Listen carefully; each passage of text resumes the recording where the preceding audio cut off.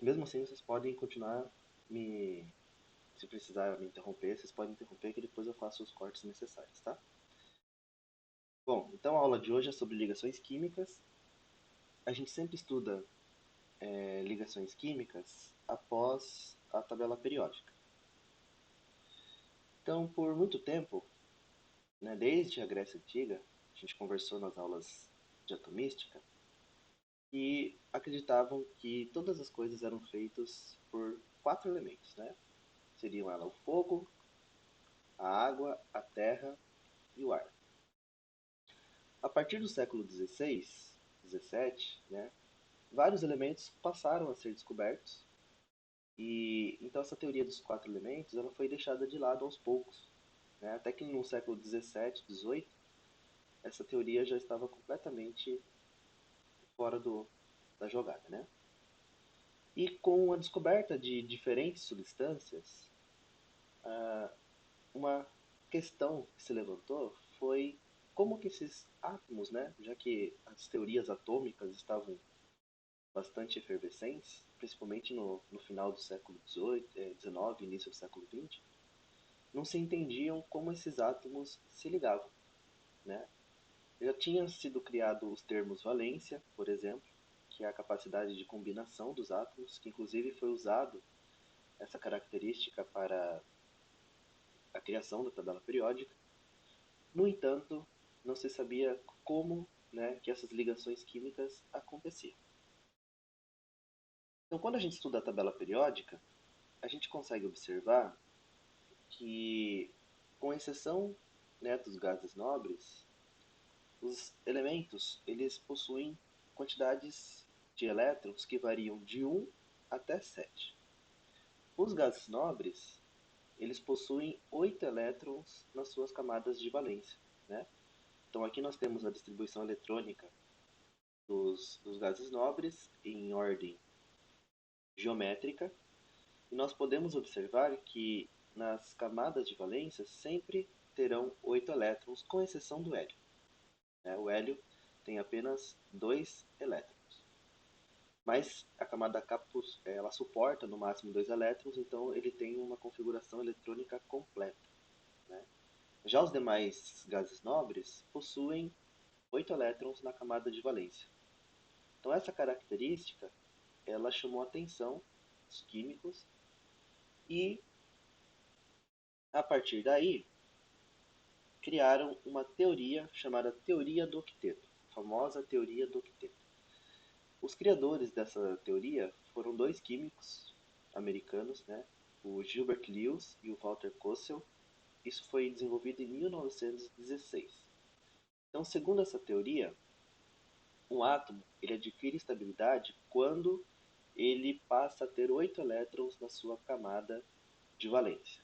A camada de valência é a camada mais externa da configuração eletrônica de um átomo. Ou seja, todos os átomos querem atingir uma configuração eletrônica semelhante a um gás nobre, com exceção do hélio, né, que tem 2 elétrons. Mas também existem átomos que buscam ter essa configuração eletrônica semelhante ao hélio. Nesse caso, a gente não chama de teoria do octeto, a gente chamaria de dupleto, porque são apenas 2 elétrons, né? Como o hidrogênio, o lítio, o berílio, tá certo? Então, como eu falei para vocês inicialmente, valência é a capacidade de combinação dos átomos, tá? É a quantidade de elétrons que um átomo pode ganhar, perder ou compartilhar. O Gilbert Lewis, ele criou inclusive uma notação especial para facilitar a compreensão das ligações químicas, né? Nessa notação do Lewis, a gente chama fórmula de Lewis, né? A gente representa o símbolo do elemento, tá? Seguido pela quantidade, né, circulado pelos elétrons da camada de valência. Então essas bolinhas pretas que vocês estão vendo ao redor do símbolo, né, do elemento, representa os elétrons que esses elementos têm na camada de valência, né? Então quando a gente faz, por exemplo, a distribuição eletrônica do oxigênio, nós temos 2 elétrons na camada K, né? Na camada L, nós temos 6, porque tem 2 elétrons no subnível 2s e 4 elétrons no subnível 2p, totalizando 6 elétrons. Então, nós representamos esses 6 elétrons como bolinhas ao redor do átomo de oxigênio, tá certo? Até aqui eu acho que não deve ter dúvidas, é um assunto que a gente estuda no ensino médio, né? Mas qualquer dúvida que surgir, vocês podem me interromper e perguntar. Bom, na tabela periódica nós dividimos os elementos em dois grandes grupos. Nós temos os metais, né, os elementos metálicos. Os elementos metálicos eles apresentam duas propriedades importantes: baixa energia de ionização e pouca afinidade eletrônica. E os não metais, ou os elementos não metálicos. Eles apresentam a propriedade inversa dos metais, ou seja, alta energia de ionização e grande afinidade eletrônica. Esse grupinho aí da direita que está representado em vermelho para vocês. E temos também os gases nobres. Os gases nobres, diferente do resto da tabela, eles têm alta energia de ionização e pouca afinidade eletrônica. Então a gente descarta eles, nós não consideramos os gases nobres quando nós falamos de ligações químicas, né? Apesar de existir compostos de gases nobres, né, como o composto de xenônio com flúor, mas eles são criados em situações extremas. Naturalmente, esses compostos eles não ocorrem. O hidrogênio ele transita entre as propriedades metálicas e não metálicas. Então, o hidrogênio, se ele estiver ligado a um metal, ele vai se comportar como um não metal. Se ele estiver ligado como um metal, normalmente ele se comportaria como se fosse metal. Então, o hidrogênio ele tem propriedades intermediárias. Então, de forma geral, nós dizemos que os metais eles tendem a perder elétrons e os não metais tendem a ganhar elétrons. Então, dessa forma, a gente vai dividir as ligações químicas em três grupos. Tá? Quais são esses grupinhos? A ligação iônica, né?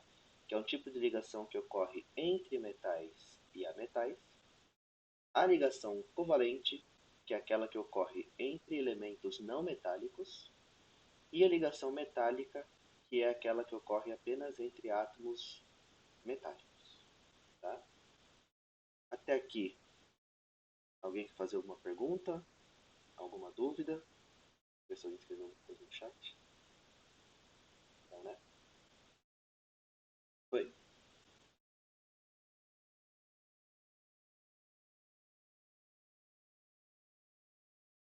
Isso.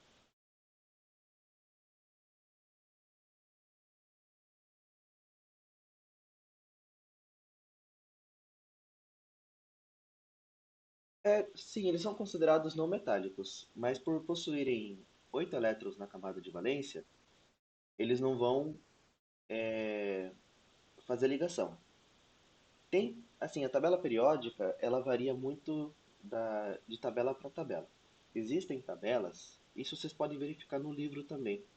Existem livros que colocam os gases nobres junto com os não metais, né?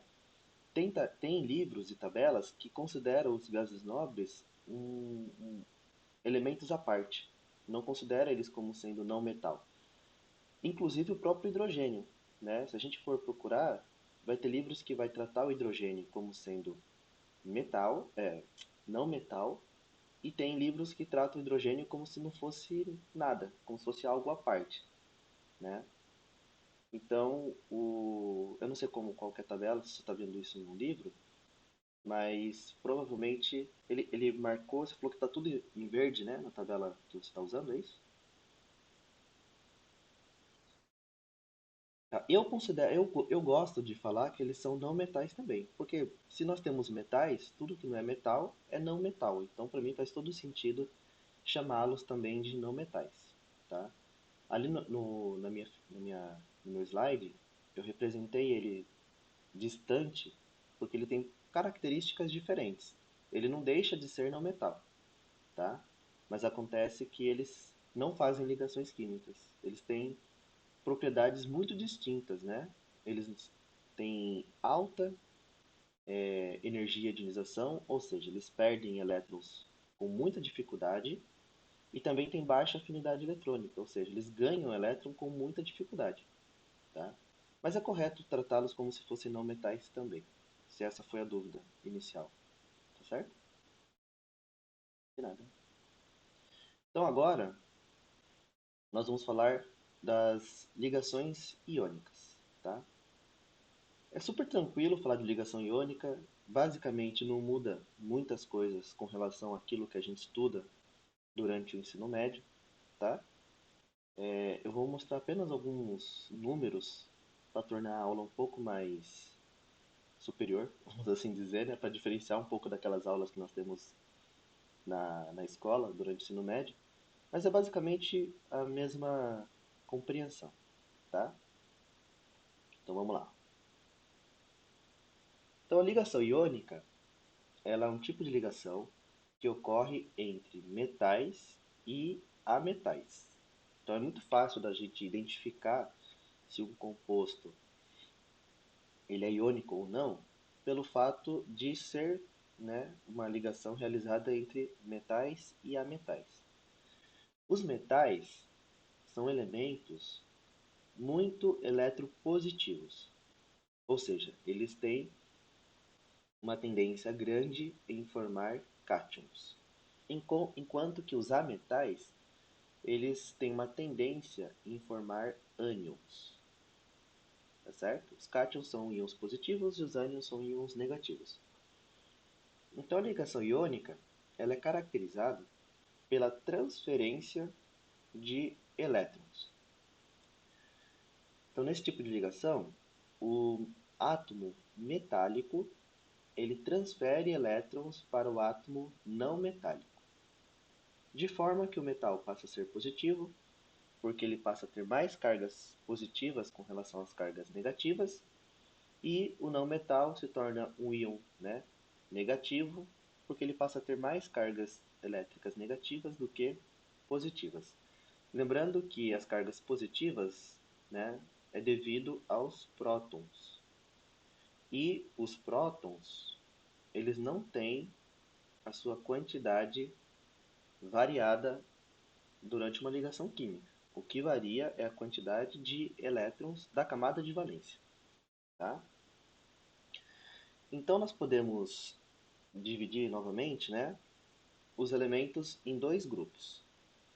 Quais são os principais elementos que fazem ligação iônica? Os metais alcalinos, que é os elementos do grupo 1, e os metais alcalinos terrosos, que são os elementos do grupo 2, né? O alumínio ele participa também de ligações iônicas, mas em alguns compostos ele vai acabar apresentando características covalentes, né? Mas a gente pode colocar ele também aqui como metal que faz ligação iônica. E os ametais, que são esses que estão representados em verde. O hidrogênio, nas ligações iônicas, ele se comporta como se fosse um ametal. Então, normalmente o hidrogênio ele vai fazer ligação iônica com metais, formando hidretos, tá? Aqui é importante destacar o seguinte, apesar da gente dividir as ligações em três grupos, né? Na verdade, o que diferencia uma ligação iônica de uma ligação covalente não é simplesmente o fato de um ser com metais e o outro ser com metal e ametal e uma ser só com ametal, né? Existem compostos formados por metais e ametais que formam ligações covalentes, tá? Na verdade, a gente diferencia esse tipo de ligação pela diferença de eletronegatividade. Então, quando nós temos átomos com diferenças de eletronegatividade muito grande, a gente chama essa ligação de ligação iônica. Quando a diferença de eletronegatividade for próxima, nós chamamos de ligação covalente. Esse é o principal critério, tá? Mas para facilitar, a gente acaba usando esse. Até porque na maioria dos casos isso vai acontecer de fato, né? Então, ligação iônica é entre metais e ametais. As exceções são poucas. Quando for necessário, eu falo para vocês quais são. Bom, a ligação iônica ela praticamente ocorre em três etapas. Então, numa primeira etapa, né, o cátion ele vai liberar o elétron, tá certo? Ou melhor dizendo, um átomo libera o elétron e se transforma em cátion, tá certo? Então, aqui eu vou usar o exemplo do sódio. O sódio, para ele perder um elétron, é necessário fornecer para ele uma quantidade de energia equivalente a 494 kJ por mol. Tá? Essa energia aqui é a energia de ionização. É aquela energia necessária para retirar um elétron de uma espécie química no estado gasoso. Por isso que nós estamos representando aqui o sódio no seu estado gasoso. Tá? Então, é a energia de ionização. Na segunda etapa, o ânion ele vai receber o elétron. Então, o cloro, por exemplo, ele recebe o elétron e se transforma em um ânion. Essa energia aqui é a afinidade eletrônica.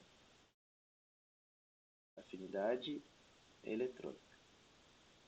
Ela tem um valor negativo justamente porque essa energia ela é liberada quando o átomo recebe o elétron, tá certo? Se a gente fizer uma continha aqui dessas duas energias, né? Ou seja, 494 positivo menos 349, o saldo final, né? Ó, 9, 10, 11, 12, 13, 14, aqui dá 5, aqui fica 8, então dá 4, e aqui 4 menos 3 dá 1. Positivo. Então, o saldo final dessa transferência de elétron ela é positivo, indicando que não é favorável esse tipo de processo, tá certo? Se nós considerássemos apenas a energia absorvida pelo sódio e a energia liberada pelo cloro, essa, essa ligação ela não deveria ocorrer, porque o conteúdo energético final é maior do que o inicial. E a intenção de um átomo fazer ligação química é fazer com que o conteúdo final energético seja menor do que o inicial. Tá? As ligações químicas ocorrem sempre na busca de diminuir a energia total do sistema.